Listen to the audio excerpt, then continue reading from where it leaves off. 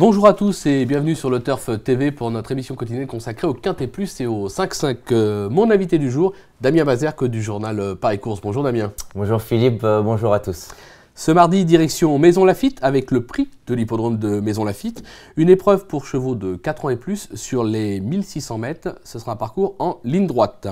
Le sommaire du jour, on démarrera par l'analyse du Quintet Plus 5-5. Suivra le prono de notre consultant, sans oublier les conseils de jeu. Il y en aura 2 pour l'occasion.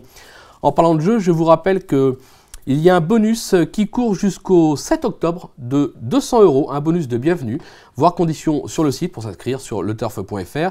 N'oubliez pas que vous pouvez également télécharger gratuitement l'application Le Turf, un iPhone, un mobile Android. Vous tapez, vous jouez, vous gagnez. Vous gagnez quoi? Le jackpot, on l'espère pour vous, 26 600 € pour mardi. Donc on n'hésite pas, on fonce. On va revenir aux chevaux, Damien, avec un favori somme toute assez logique, le numéro 2 Aviator. C'est un cheval qui a conclu deuxième sur ce même parcours en 2012 dans le Prix du Rhin. Donc là, logiquement, même s'il y a un petit peu de poids, on ne peut pas l'écarter.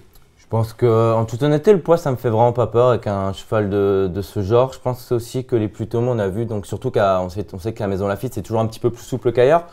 Je pense que ça va l'avantager. La ligne droite, vous l'avez dit Philippe, il avait fini deuxième sur ce parcours l'an dernier. Le dernier coup dans le grand handicap de Deauville, pour ceux qui ont encore la course dans la tête, c'est vrai qu'il n'était pas dans la bonne partie du peloton, il était à l'extérieur. La course était jouée plutôt en dedans. On avait vu, donc pourtant il avait eu un bon comportement. Le parcours lui convient, en terrain très souple, il est reçu 4, enfin quand il est considéré très souple le terrain, il a 4 sur 4. Ce cheval-là, c'est un cheval qui est quand même assez pratique, très maniable, qu'on peut mettre dans le dos des leaders. Et je pense que s'il a l'ouverture assez tôt, il est vraiment capable de passer le poteau en tête. Le mât, il l'adore. Il a un petit numéro de corde. On sait aussi qu'à Maison Lafitte, même si en terrain souple, ça joue un petit peu moins.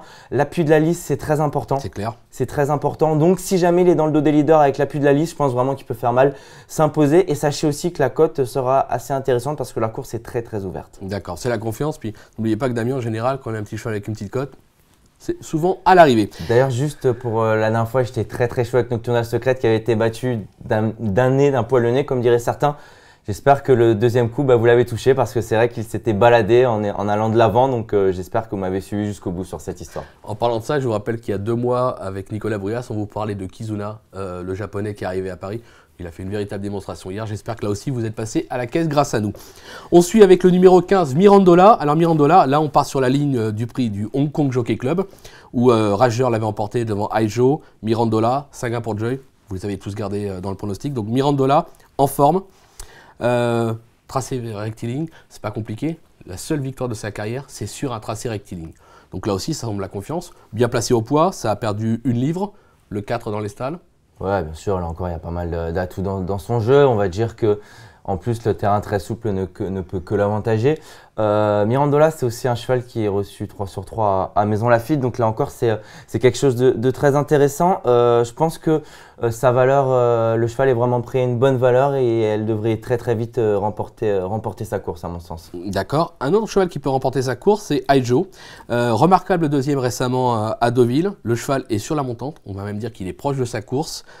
L'11 dans les stalles, là aussi ça semble un cheval incontournable. Écoutez Philippe, je pense que comme vous avez vu la course la dernière fois, je pense que si le cheval était de l'autre, pour le coup c'était le samedi ça jouait à l'extérieur, le dimanche c'était plutôt en dedans, mais je pense tout simplement que si Aijo avait été à l'extérieur, il n'y aurait eu aucune course. La ligne droite que fait le cheval de là où il vient, c'est tout simplement incroyable. Rager l'a emporté parce qu'il avait, parce que le peloton de l'extérieur avait pris le pas sur celui-là de la corde, mais sa ligne droite c'est incroyable. Je pense vraiment qu'Elie Lelouch l'a réservé pour cette partie de saison, parce qu'on a vu 2 courses de rentrée, le dernier coup vraiment le cheval court en net progrès. Je pense qu'il est pris à une bonne valeur.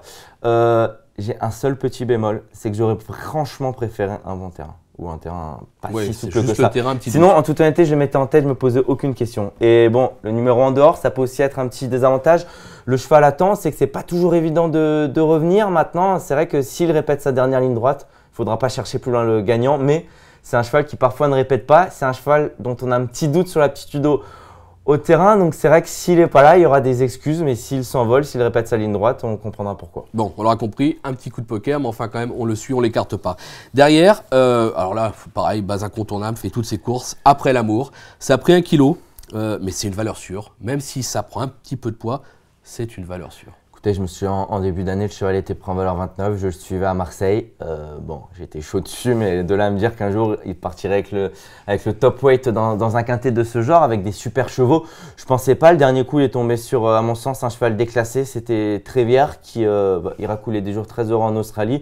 Et je pense qu'on va peut-être en entendre parler de ce Trévière, donc ça c'est une petite aparté. Il est battu par Trévière. On a vu que maintenant il est vraiment capable de prendre le train à son compte. Ce qui ici pourrait être primordial. Il a un petit numéro dans les stalles. Le 5. Le 5, voilà, un petit numéro dans les stalles, ce qui va lui permettre de vite se projeter vers l'avant. Espérons qu'il pourra prendre le train à son compte. Peut-être qu'il y aura Cut into the Rock pour le faire.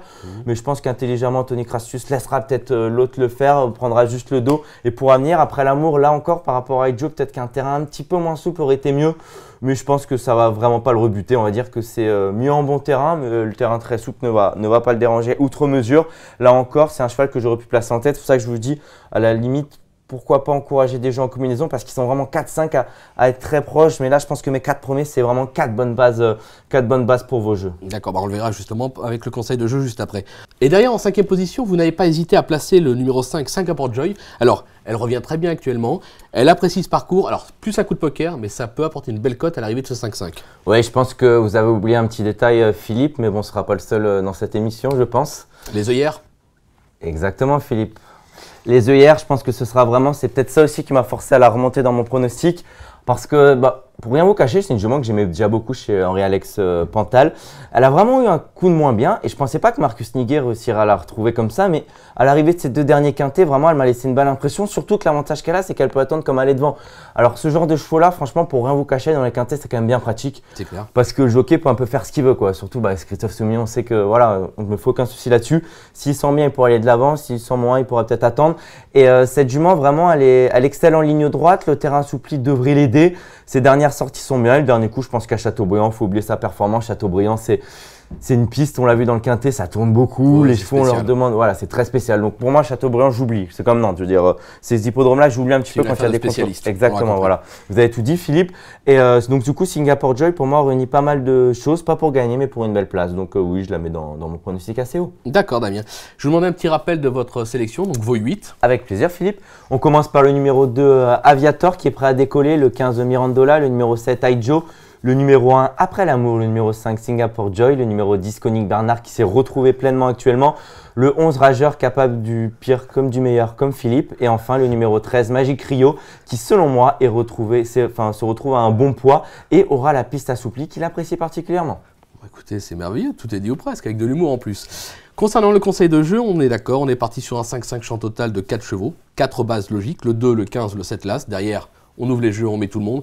14 € pour 1 €, on peut jouer à 50%, on peut jouer à 10%. On va quand même se couvrir. Tomber la cagnotte, non? Oui, pour faire tomber la cagnotte, bien sûr, évidemment. Mais on va quand même se couvrir avec un petit 2 sur 4. Là, c'est le 7. Aijo, Après l'amour, on l'a dit. 2 valeurs sûres. Donc, si on parvient pas à prendre le 5-5, au moins on sera remboursé avec le 2 sur 4. Exactement. Surtout comme je disais tout à l'heure, c'est vrai que c'est ouvert, donc forcément les rapports vont payer. Faut pas hésiter. Voilà. Écoutez, Damien, je pense que tout est dit, ou presque. Ou presque. Et je vous dis à très vite sur le Turf TV. Merci de m'avoir accueilli. Philippe, merci à vous. À très bientôt. C'est toujours un plaisir. Au revoir, merci.